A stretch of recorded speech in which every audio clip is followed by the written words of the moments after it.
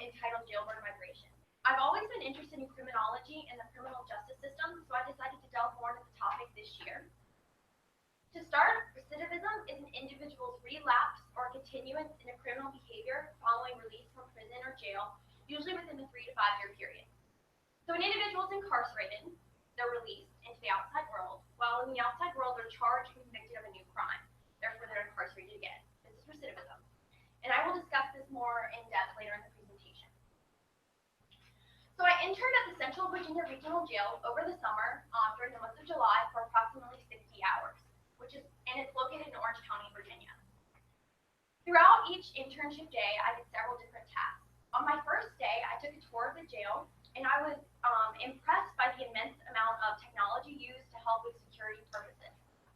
So the entire jail is controlled by these colorful switchboards.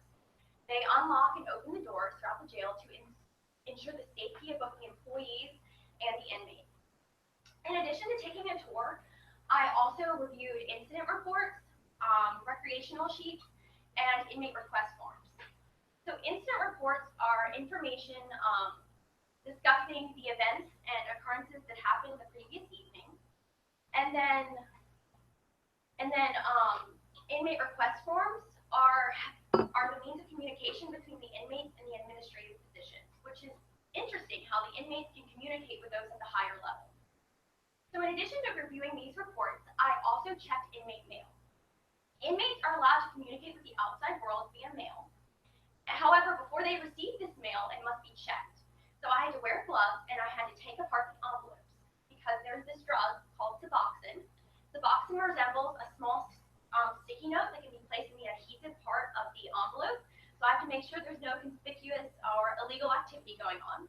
And then I also have to scan the letter to make sure there's no threats going on or no one is thinking of committing yet another crime. And then inmates are also allowed to communicate with the outside world via visitation. So I greeted visitors, and these visitors include doctors, attorneys, or family members. And depending on where the inmate is placed in a block, they're allowed to have visitation with the outside world for 30 minutes, one time a week. So my mentor is Mr. Frank Dyer. He has worked at the jail for almost 20 years, and he's worked from the bottom to the top. So he knows every supervisory position inside and out. When I interviewed Mr. Dyer, I asked him what qualities are essential for one to be successful in such an intense and secure facility. And he stated that one must be fair and consistent, which makes sense and is definitely needed to be successful in such an environment. So the Central Virginia Regional Jail serves 5 counties: Fluvanna, Greene, Louisa, Madison, and Orange. So in addition to all of these tasks that I've already stated that I've done, I also attended a jail board meeting, which was led by Mr. Dyer. And in this meeting, sheriffs from these counties attend, and also members of the Board of Supervisors from these counties attend. And parts of the meeting are open to the public, so I was able to attend. And at this meeting, Mr. Dyer discussed the construction that was going on in the facility, and he discussed the growing work release program, which I found very interesting. The work release program is when an inmate is obviously incarcerated. They leave the jail for the day, usually to work at a labor-intensive job, and then they come back for the evening. So this inmate is making money. A portion of the money goes to the jail. A portion goes to, let's say, child support or other expenses that they have, and then a portion goes to the inmate. And the portion that goes to the inmate, they can use for commissary funds. And commissary funds allow the inmates to purchase desirable essentials such as snacks, books, magazines. And so this program is actually growing at a substantial rate. So like I said, I interned in the month of July. And in June, there were 28 work release members. And those 28 work release members brought in $9,000. In the month of July, those work release members increased to 40. That's a huge increase. That means the jail is bringing in more funds. These people are learning new trades, and they're allowed to have experience in the outside world and create contacts. So this meeting kind of sparked my interest into life after incarceration. What happens? What's happening to these inmates in jail? Are they learning? Are they getting educational training? Are they getting vocational training? So I talked to my mentor, and he directed me to the Green Reentry Council. And the Green Reentry Council works to help individuals who are being released from jail into Greene County. And it helps those individuals find jobs, prepare for interviews, find housing, find health insurance opportunities, and create resumes. And so this program is essential to help these released individuals become successful in society. And so my mentor, who's not pictured from my community service, his name is Mr. James Howard. And this program is run by the Green Department of Social Services, and it is funded by the Second Chances Act. So although this program is extremely helpful and wants to help these individuals reintegrate back into society and become viable members of the community, there's a communication gap between the jail and the reentry program. And because of this communication gap, the reentry program is not receiving very many individuals who are seeking help. So to try to decrease this gap, I created a flyer, which should be placed at the jail. So these flyers can be handed to individuals who are coming back to Greene County. And then I also updated the Green Resource Directory packet, which is about a 20-page packet outlining every resource that might be necessary to help an individual in Greene County, whether that be finding a job, finding housing, finding affordable clothing. And this was the bulk of my community service. It took about 10 hours, and this is also my legacy. So my community service and my internship both have led me to my research into this question. And like I said, I'm extremely interested in life after incarceration and what happens to these individuals. I personally, after research, think that prison should be more of a rehabilitative experience rather than just a punishment. And so my synthesis question is as follows. How did targeted reentry programs reduce recidivism rates, and which methods prove most effective? So like I stated, recidivism is an individual's relapse or continuance in a criminal behavior following release from jail, usually within 3 to 5 years. And so this data is from the U.S. Sentencing Commission from 2005. And as seen, within 5 years, 42.1% of individuals are likely to recidivate. That number is ridiculous. 4 out of 10 people are likely to go back to jail. That's just crazy. This is from a national standpoint. So then I wanted to know if this was an issue on the state level and on the local level. So the Bureau of Justice Statistics conducted a study between 2005 and 2010 among 30 states, Virginia included. And they found that within 3 years, 68% of individuals are likely to recidivate. Then, from a local standpoint, I asked my mentor some information, and he gave me this great presentation outlining how recidivism affects the jail. And so they found that the jail spends, on average, $3 million per year on recidivist spending. So obviously, recidivism is an issue on the national, state, and local level, and something needs to be done.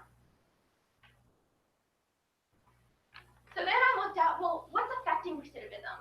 Why are people recidivating? So from my research, I found that gender, race, and education all affect recidivism. So these red numbers outline the difference between the highest and the lowest. So males are 15.8% more likely to recidivate than females. African Americans are 17.4% more likely to recidivate than Caucasian. And those with a college degree are much less likely to recidivate than those with just without a high school diploma. So in addition, these factors all coincide with one another. So in addition to these factors, I also found that age, criminal history, and the environment in which one resides, meaning the conditions within the prison or jail, also affect these rates. So age affects these rates in that younger people are much more likely to recidivate than older people, which makes sense because they have more time to commit crimes. Second of all, non-violent offenders are much more likely to recidivate than violent offenders. Violent crimes are usually crimes of heat and passion, while non-violent crimes are crimes of skill, so therefore they commit more crimes. And then lastly, the environment in which one resides definitely affects whether this inmate is being rehabilitated or just being punished for their actions. And so in the Brown versus Plata decision, California's extremely high recidivism rates, which were 70% within 3 years, which is mind-boggling. The Supreme Court found that these extremely high recidivism rates were due to the prison's inability to rehabilitate and teach its inmates. And so they blamed this on the overcrowding and the lack of medical supplies. So after looking at these factors, I realized that a lot of things coincide to affect recidivism. And recidivism is an issue and it must be fixed. The average cost to confine an inmate in the state of Virginia is $25,000, which is extremely expensive when you look at the grand scheme.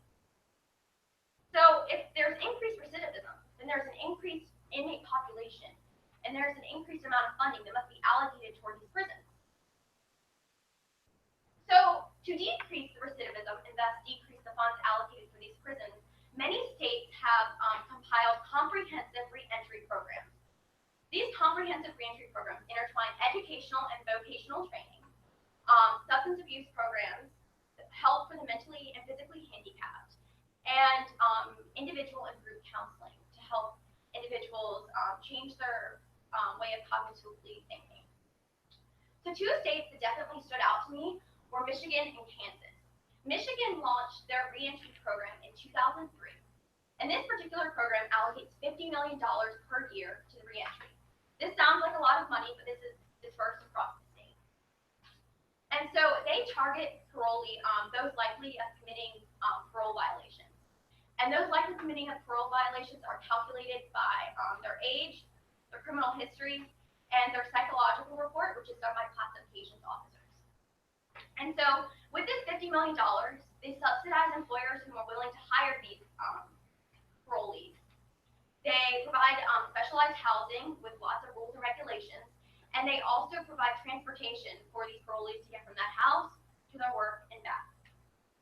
And so Governor Snyder, who's the governor of Michigan, said that there is a direct correlation between their reentry programs and their decreased recidivism rate. So in addition to Michigan, Kansas also launched their own reentry program. And like Michigan, they're also focusing on vocational training, and so they're putting an emphasis on educational training. They offer GED courses that are paid through this reentry program, and they also offer soft skills training.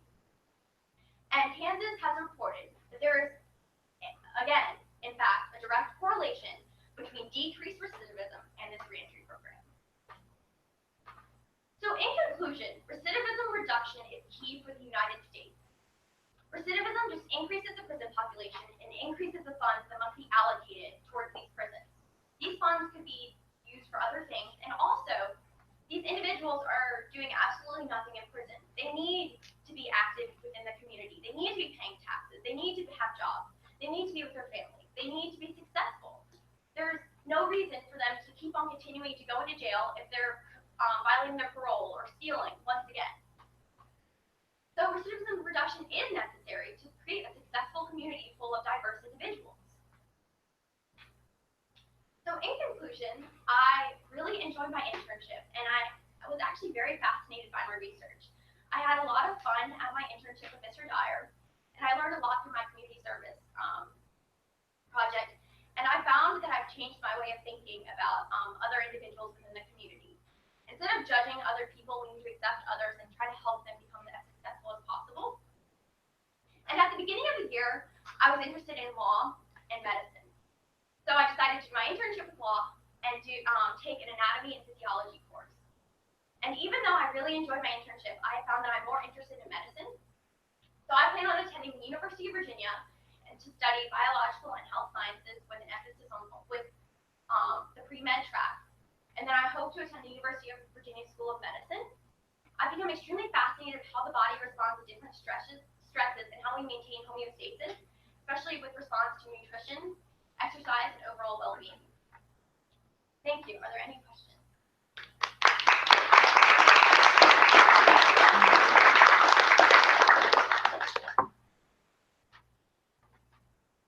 Yes.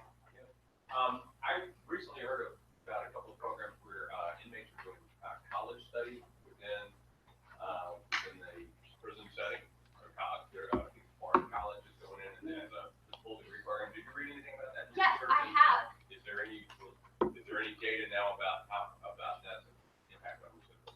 So I read a few articles about that, and my mentor actually discussed Endovo, which is a tablet-based program that allows inmates to take college courses or different vocational training while in while incarcerated, and these individuals are in specialized programs, so they have to choose whether or not they want to be in the program. And they have to have a certain amount of, like a 4 to 6 month active sentence. And then they also have to be nonviolent offenders. And I have found that yes, they are offering college classes, which is thus decreasing recidivism because they're able to find jobs.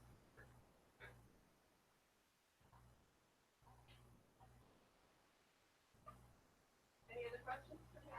Yes, so have you heard any feedback about how your flyer is impacting inmates behavior? I have not heard any feedback, but I presume that they're in the administrative office, which before inmates can leave, they have to go to the office to, I guess, sign out. So I assume that there's something going on, but I hope to be more in contact with my community service advisor to understand